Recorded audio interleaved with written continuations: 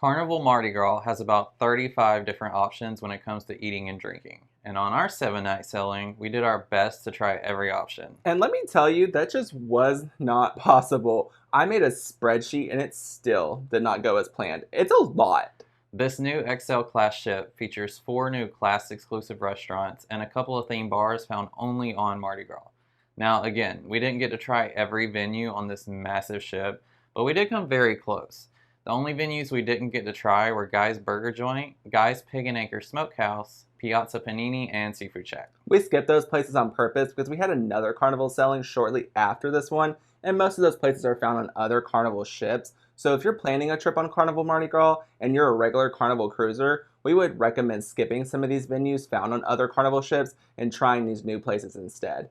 Even if it's an additional charge, we definitely think these new places are worth trying. We're going to go over all the places that made the biggest impressions, some good and some bad. Let's start off on a high note. The Fortune Teller Bar was our #1 spot to get drinks on this sailing. This bar is exclusive to the Carnival Mardi Gras and features 18 craft cocktails available only there. We really wanted to try all of them, but we had some really good ones to begin with and they became our favorites, so it's kind of hard to move on. Yeah, between the two of us, we actually tried 6 different cocktails, 3 each. I started with the Crystal Ball, which is like a shaken margarita with a smoke-filled bubble on top. This drink was more about the hype of popping the bubble, and then after that it was just a regular margarita. The next drink I tried was the Golden Galaxy, which is like a White Russian, but instead of having cream, they just shake the cocktail with gold dust and it makes it sparkle under direct light. It was delicious, and you really can't go wrong with gold, vanilla vodka, and Kahlua. The third drink I tried was Lime and the Coconut, and that quickly became my favorite on the whole entire ship. And I just kept these coming the rest of the sailing. Lime and the Coconut is the cocktail for you if you love the idea of a pina colada having a baby with a slice of key lime pie. They shake this cocktail with 2 kinds of rum, and they add flavors of caramelized pineapple and lime, and then top it with a creamy coconut lime foam. This drink was insanely good, and it's really perfect if you like sweet dessert style drinks like I do. My first drink was the New Moon, which is a mezcal shaken with cranberry, lime, orange bitters, and activated charcoal. It was pretty cool.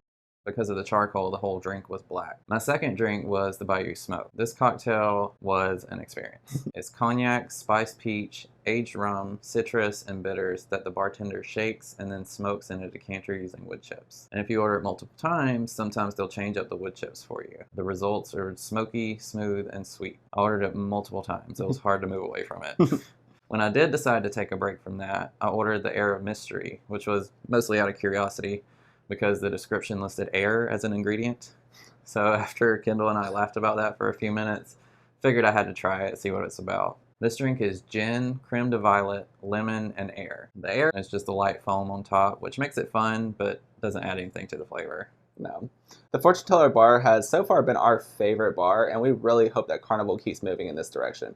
We talked about these drinks for weeks after this trip. We would honestly just book another sailing on Carnival Mardi Gras just to go back to this bar. We had reservations our second night at Carnival's signature steakhouse, Fahrenheit 555. This specialty dining restaurant costs $42 per adult and $13 for kids 11 and younger. We were celebrating Ben's birthday, so I wanted everything to be super special for him, but that did not happen. Ben had one disappointing dish after another, but mine, on the other hand, was so good I actually cried at one point.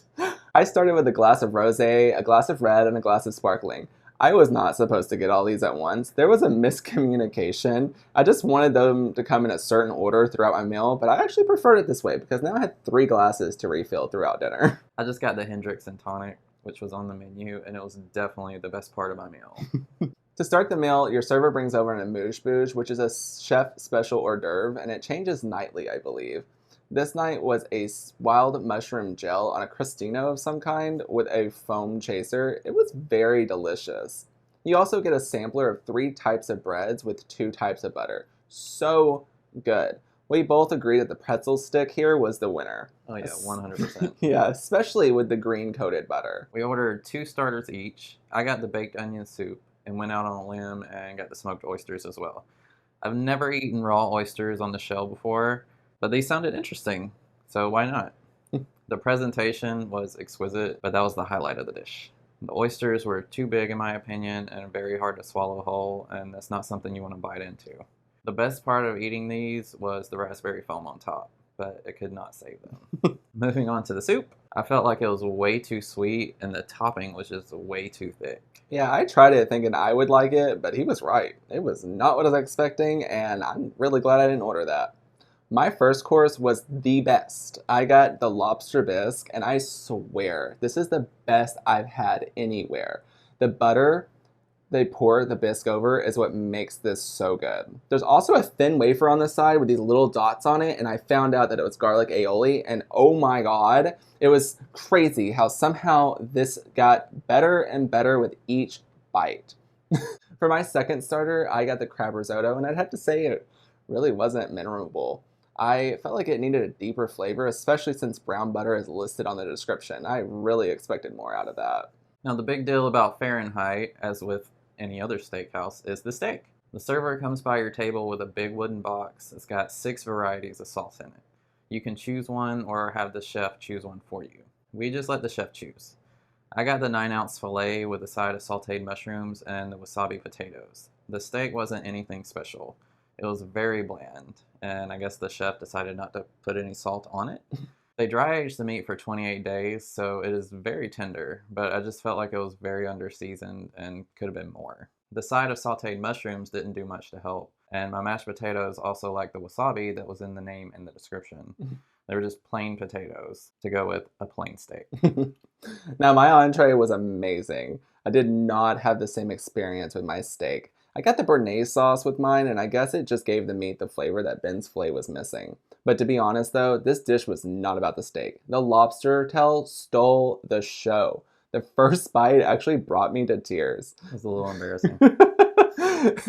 This lobster was extremely tender and full of flavor. It tasted like they had wood-fired grilled it, but I think they just broiled it, so I have no idea what I was tasting, but they nailed it. The baked potato and the onion rings I got on the side were good, but nothing fancy. After all this food, we could not stay for dessert, which was really sad for me because I had really big plans, but it was Ben's birthday and he's not a really big fan of sweets like I am, so we just got the cheesecake and the fruit plate to go and we ate that in our room later. Even though we both had completely different experiences on this visit, we will definitely come back on future sailings. Yeah, I think this place, with like most places, you just really have to find your favorites, and there's still so much to explore on this menu. Yeah. Chibang is a new type of restaurant for Carnival and is only available on Carnival's new Excel class ships, including Mardi Gras and the upcoming Celebration and Jubilee. Chibang features Mexican and Chinese food options. This is not a fusion restaurant. Instead, it's like dining at 2 separate restaurants at once. There's a Mexican side and a Chinese side of the menu, with a mixed menu for cocktails and desserts. You can stick to one style or choose to mix and match. Since we had this restaurant reserved for dinner twice on this sailing, we decided to go all Chinese for the first time and do all Mexican on the second trip. Spoiler alert, one of these options was a hard hit and the other one was a hard miss. We'll get into that in just a minute. The whole vibe of this venue was very Asian forward. The decor and smell made you feel like you were at a very modern Asian restaurant. They tried to throw in some hints of Mexican flair, but it really gets lost, especially when the Chinese New Year dragon dances around the dining room every night. Our dinners at this restaurant were complimentary because we were part of the inaugural season. Now it's $18 per adult, $6 per child 11 and younger. Our Chinese night at Chibang was amazing. Amazing. To start, I ordered the pot stickers and the lettuce wraps. And I had the chicken spring rolls and pork belly. All of these were so good. We ate them so fast, we barely got pictures. We would order this all again and again. The spring rolls were the best I've had anywhere, and the black vinegar dressing that was served with all 4 of these appetizers really made those flavors pop. Our entrees were the Singapore chili shrimp and the kung pao chicken with Hakka noodles and broccoli on the side. And just like the appetizers, we ate these really fast. Yeah. This was some of the best Chinese food we've ever had. The flavors were on another level. Every bite just got better and better. So we decided to keep the party going, and we ordered 2 more entrees, the beef and broccoli and the sweet and sour shrimp. To our surprise, these 2 dishes weren't as good as everything else we tried that night. Yeah, the beef and broccoli only had 2 little pieces of broccoli and definitely needed a side of rice to even out the hoisin sauce. And the sweet and sour shrimp tasted very basic and wasn't anything special like the Singapore chili shrimp. Oh no. We picked at these entrees for a few minutes until all the food started to settle and I got a little sick. He left me at the table with my dessert and just went back to the room. So I must have been in a food coma by this point because I didn't take any pictures of that chocolate sea bang that I had for dessert, but I do know that it was delicious and I ate every single bite. Yeah, I did eventually come back to the table, and the dessert was already gone when I came back. Now, full disclosure, I'm from Texas, so I've been around the block when it comes to Mexican cuisine. I've had a lot of different types and variations. The problem with the Mexican food at Chibang was not the style they chose, it was the quality that was presented to us. We both started with an order of tacos, and I got the vegetarian. And I got the shrimp. We also got the super loaded nachos to share. We're going to talk about these super loaded nachos first. These are named super loaded nachos, I'm guessing, because these are the kind of nachos that you make at 3 a.m. in your kitchen while you're super loaded. It's just processed tortilla chips glued together with microwave shredded cheese and then just topped with some hot sauce and a little piece of a Funyun, I'm guessing, to be fancy. I am mad at myself for not getting a video of us trying to eat this mess. It was awful. Yeah, we quickly abandoned it, and when the server came back to ask how the food was, Kendall said terrible and had her replace the nachos with a quesadilla. While we waited for that, we moved on to our deconstructed tacos. Right away, I'm excited about mine. The black puff tortilla shells were a big surprise, and the toppings looked really interesting. This is another dish that I wish that we would have filmed. When I went to break into that taco shell, it fought back. It was extremely tough. So I'm thinking, okay, maybe this one's just a little undercooked. I'll try the other one on the plate. That one seemed a little bit better, so I thought, and at this point, I'm starving, so I'm willing to give anything a shot. I put a few toppings in it, and I tried to take a bite, and I had to rip it out of my mouth like a piece of beef jerky. And so now I'm thinking, someone's crazy. It's either me or it's the kitchen. So I started to look around the restaurant to see if anybody else had ordered these shrimp tacos, and if they're having the same experience that I'm having. I spotted 2 other people around us that actually had the dish, and they were having the same issues. Yeah, the lady sitting next to me agreed that she couldn't bite into hers either, and she was very disappointed with her meal so far. At this point, I'm starting to get hangry, and I'm counting on my main course to save the dinner. The quesadilla that we replaced the nachos with shows up as the food server's dropping off our entrees. She again asked how everything was going, and I said terrible, and she replied with an okay and just left the table. The quesadilla was the same as the nachos, just basic and tastes like something you microwave at 3 a.m. My vegetarian tacos really surprised me though. They were very delicious. I just wish they would have already been assembled. As you can see from the picture, the order came with a plate for assembly, but our table was way too small for this to happen any kind of comfortably.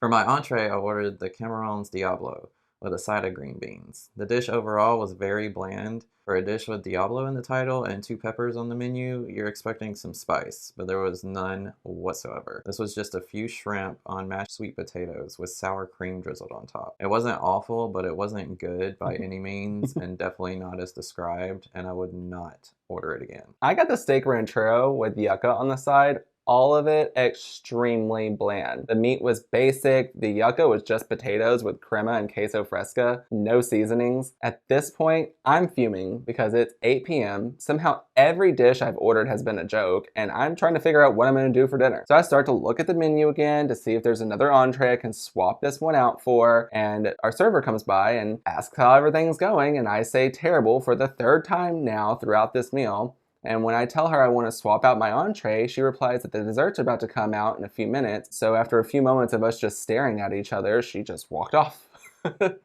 I am losing it at this point because I don't know about y'all, but I take my cruise dinners very seriously. I put a lot of thought into planning each night, and I never in a million years would have thought that the food, let alone that service, would have been completely different from the other night. We ended the dinner with 2 desserts. I got the crema catalana, which was like a creme brulee with a side of rose mojito sorbet. The sorbet was the best part of the dish. The crema catalana was way too sweet. I actually kind of liked his. The sorbet tasted like raspberry. I didn't get rose mojito from that, but it was really good. I got the coconut tea tres leches, which was a very light sponge cake with a mellow coconut cream flavor. It was the best thing I had there all night. Bottom line is, Chibang needs to feel like a specialty restaurant, especially now that they're charging guests to eat there. The Mexican side of the menu needs immediate attention, and that service needs to be consistent. We would eat here again, but only for that Chinese side of the menu for now. We have never eaten at an Italian restaurant together until this trip. We tried once, but it did not work out. Long story. Cucina del Capitano was the perfect Italian experience. During sea days, they offer a light lunch menu that's included. On our sailing, dinner at this restaurant was complimentary because we were part of the inaugural season. Now it's $18 per adult and 6 per child, 11 and younger. If we had to pay the $18 fee to eat here, we definitely would.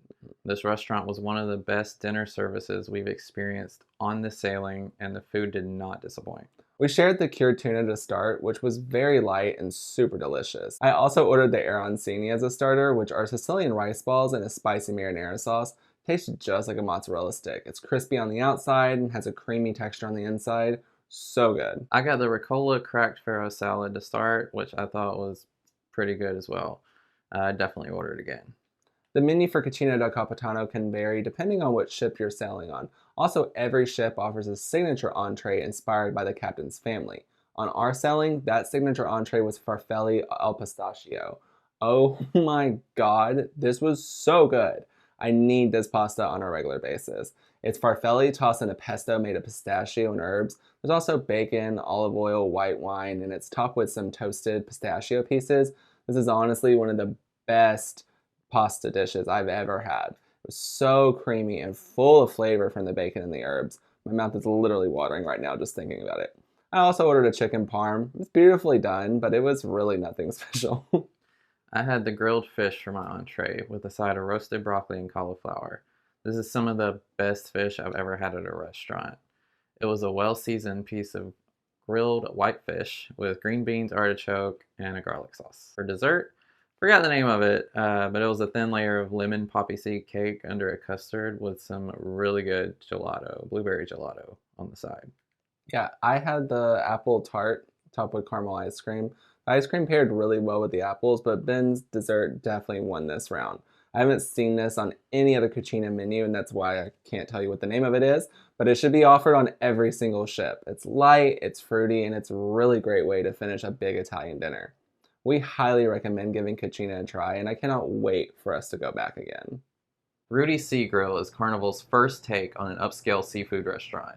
The price for this specialty dining option is $42 per adult and $13 for kids 11 and under. Rudi's is the product of chef Rudi Sodeman, who already has a reputation within the Carnival Corporation as the consulting master chef for Holland America Cruise Line. This restaurant is currently only available on the Carnival Mardi Gras and will also be featured on the 2 upcoming XL class ships. I think this is probably one of the most anticipated new venues that I could not wait to try on Carnival Mardi Gras. I had watched every available review leading up to this selling, and all of the food looked delicious. Pro tip, Rudi's is one of the only few restaurants that offer outdoor seating for a sit-down type dinner service, and we would highly recommend getting a table outside if the weather allows. I would have to say this is probably one of the most quietest settings that we experienced for dinner. Like most of Carnival's specialty restaurants, you get a choice of 2 starters, which can be a mix of appetizers, soup, and salad, plus 1 entree and 1 dessert per person. Rudi's doesn't offer a list of side dishes to accompany the meal, so you just get whatever comes with your entree. Right off the bat, the servingware and the decor had me really impressed. It brought the vibe from the ocean and just put it right on the table in such a fun way. We started with some great cocktails. I got the Seagrill sangria and Ben had the Marisol spritz. These drinks were really good and they went really fast.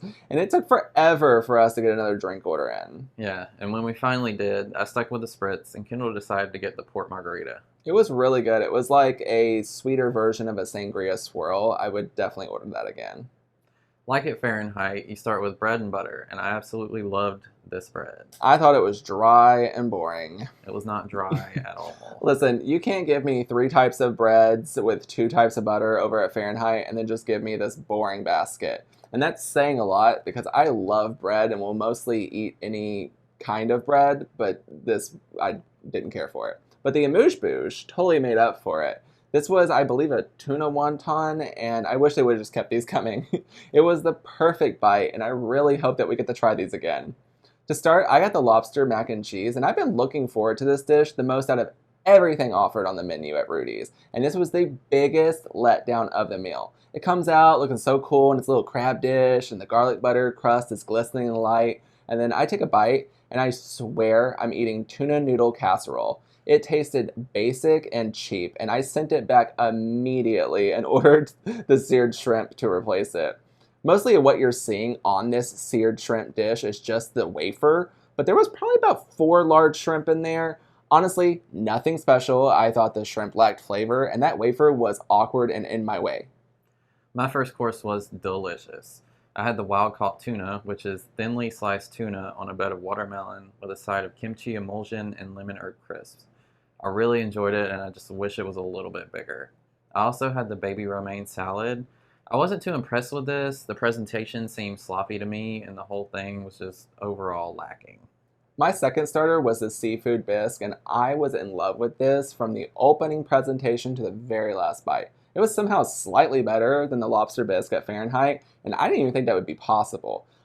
Love that I still got those little dots of garlic aioli, but with all of that added seafood, absolutely the best.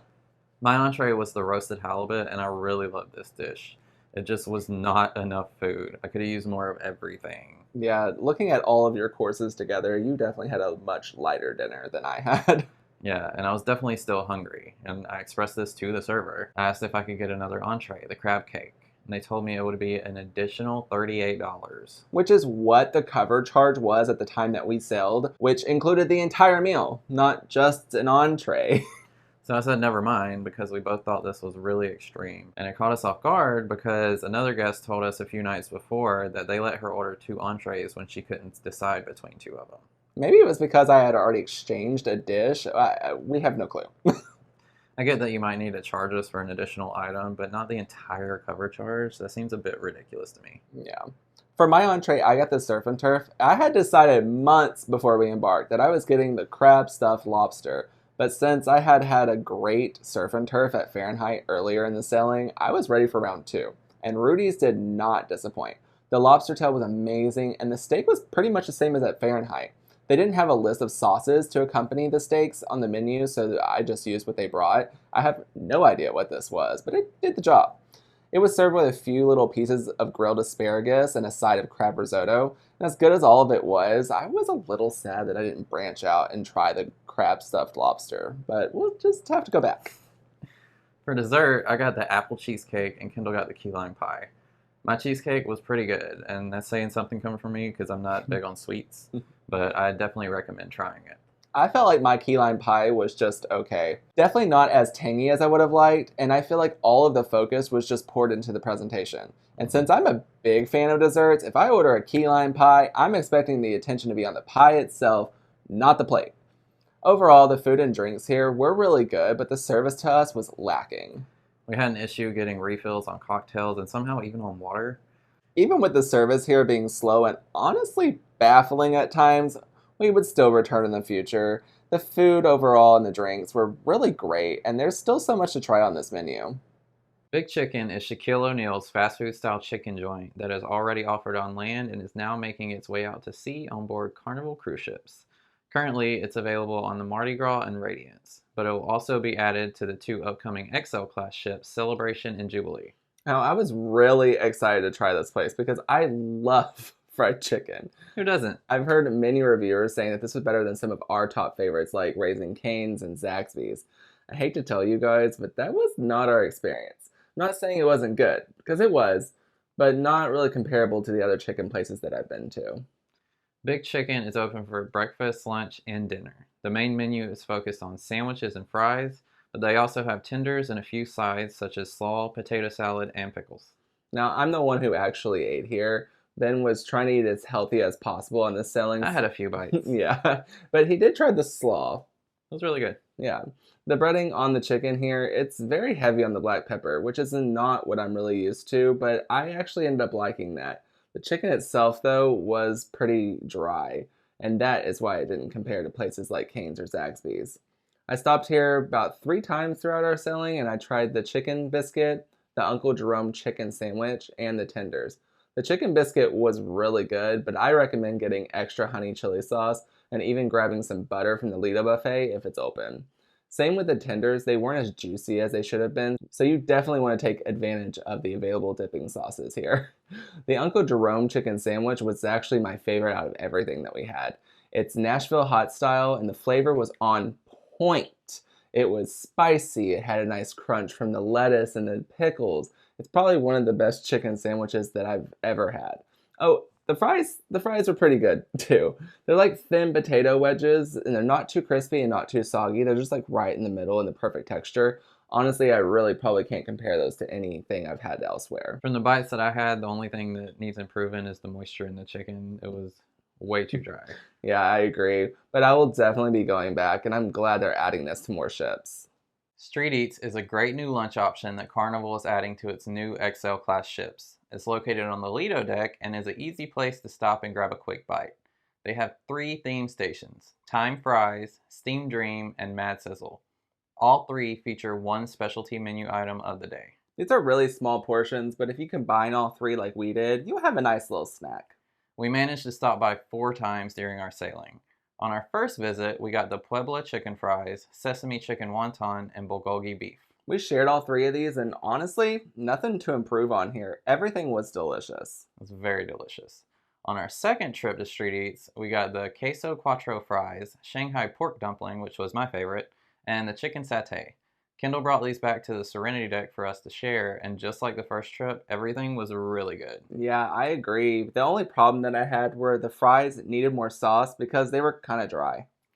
On our third trip, we got the loaded fries, beef and tofu, and shami kebab. We're a big fan of all 3 of these, but again, the fries needed more sauce. On our last round, we got the carbonara fries, sticky rice and chicken, and lomo saltado. I brought these back to our room for us to share, and this is probably one of my most favorite times that we ate here. I was in love with the lomo saltado, and the sticky rice and chicken was so good. I agree. Everything was great. Just remember to remove the wrap from the sticky rice and chicken because we did not. Yeah, we both had bites with the wrapper, and it was pretty hilarious. I'd have to say, Mad Sizzle and Steam Dream were probably our favorites. Time Fries was really good, but it just felt similar every visit. I mean, fries are fries. Yeah, and most of them just needed more sauce. Adding this food option was a great idea, and we think this should eventually expand to even more stations in the future. Yeah, I totally could give up Blue Iguana to make more room for Street Eats. Just saying, Carnival. Emeril's Bistro 1396 is celebrity chef Emeril Lagasse's Creole-style eatery. Currently, it is only available on the Carnival Mardi Gras, but it will also be added to the upcoming celebration. This is a specialty dining option that offers most menu items in a $3 to $8 range, with the addition of premium items at market price. I know Emeril's is open for breakfast and dinner, and I believe all day during sea days, but honestly, I don't quite remember, so make sure to check your Carnival Hub app. I plan on us coming here multiple times throughout our sailing, but we only made it once, which was really sad because everything was amazing here. It was really good. We got the meat pies, the gumbo, and the fried oysters. The meat pies came with a remoulade dipping sauce that just set them off. So good. The gumbo was full of flavor and came with a side of potato salad. Do yourself a favor and mix that potato salad into the gumbo. It was so good. And we had never tried fried oysters before, but these definitely turned us into a fan. Yeah. We were so surprised. Yeah, I'll be ordering those again. All of that was around $16 and totally worth it. I think this restaurant is the perfect addition to Carnival's variety of food offerings, and we definitely look forward to going back here. Oh yeah. Bonzai and Carnival Mardi Gras has 2 options. There's sushi and teppanyaki. Both of these are specialty dining options, and both are open for lunch on sea days and dinner every night. On the sushi menu, item prices can vary depending on what you order. Teppanyaki is just one set price at $35 per person. Bonzai Sushi, like on other Carnival ships, doesn't require a reservation. However, Bonzai Teppanyaki does. So make sure that you do that before you sail or on embarkation day because space is limited. On our second day, we stopped in at Bonzai Sushi for Ben's birthday lunch. We love all types of Asian food, especially sushi, so we were really excited to try this place. I got the miso soup, the chicken yakitori, and a tempura roll. Out of all 3 of my dishes, only the sushi roll was good. Somehow the soup was extremely bland and the yakitori was the exact same. I wouldn't order any of those again. In the future, I'll just be sticking to sushi rolls at Bonzai Sushi. I ordered the salad, chicken ramen soup, all 4 sashimi options, and the spicy tuna roll. I didn't have an issue with any of these other than the ramen soup. I thought it was very basic and bland and wasn't nearly as good as everything else I ordered. The main issue we had with Bonzai Sushi was the service. Everyone on the waitstaff was extremely nice and friendly, but there wasn't much attention after our food came. We actually ended up eating here again, kind of by chance, on our last night. We were leaving the casino to grab some pizza, and I think it was around midnight, and I realized that Bonzai Sushi was open. I was kind of excited because we had pizza like 4 times on this trip, so it was nice to have another option. We stuck to the sushi rolls this time, and everything was delicious. Mm-hmm. We did have issues again with service. They dropped off our food and drinks and never came back to the table, no matter how hard we tried to get their attention. Yeah, they straight up just ignored us. We'll definitely eat here again because we can excuse a little bad service for some good sushi. We had dinner at Bonzai Teppanyaki, I think on our 4th night, and it was a really great experience. For that $35 cover charge, you definitely get your money's worth here. We each got 3 small appetizers, soup, salad, and choice of entrees, and a chocolate bento box. There's not one thing to complain about from this dinner. Our chef put on an amazing show, our server was extremely attentive, Yes. and all the food was delicious. I got the shrimp and chicken option. And I got the steak and lobster. There's not a picture of my entree because I got caught up talking to this really awesome travel agent that was sitting next to us. Hi, Christine. I had so much food to catch up on at the end of this meal, but the staff was extremely nice and they didn't make me feel like a burden as I sat there and finished my meal. I'd have to say my favorite part of this entire production was the chocolate bento box. It was just so much fun trying all those little things in the compartments. It was the perfect way to end a large meal like this. We highly recommend trying Bonzai Sushi and Teppanyaki, and we definitely look forward to eating there again in future sailings. Oh yeah.